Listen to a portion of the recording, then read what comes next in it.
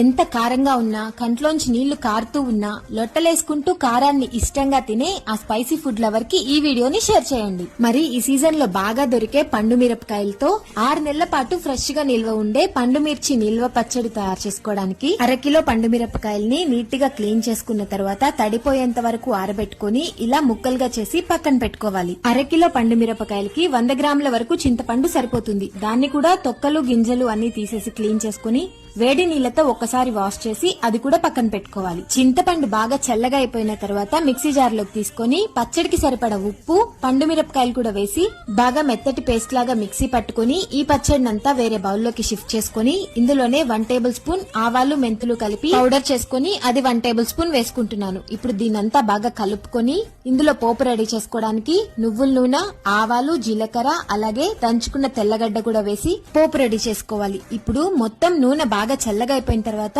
పచ్చడిలో మిక్స్ చేసుకుని మొత్తం బాగా ఒకసారి కలుపుకొని పచ్చడి ఊరడానికి ఒక రోజు మొత్తం పడుతుంది. మూత పెట్టి పక్కన పెట్టేసుకోవాలి. నెక్స్ట్ డే ఇలా ఆయిల్ మొత్తం పైకి తేలి పచ్చడి రెడీ అయిపోతుంది. ఇలా క్లీన్ గా ఉన్న గ్లాస్ జార్ లో స్టోర్ చేసుకుంటే 6 నెలల వరకు ఫ్రెష్ గా ఉంటుంది. ఖచ్చితంగా ట్రై చేసి చూడండి. Thank you. Download ShareChat.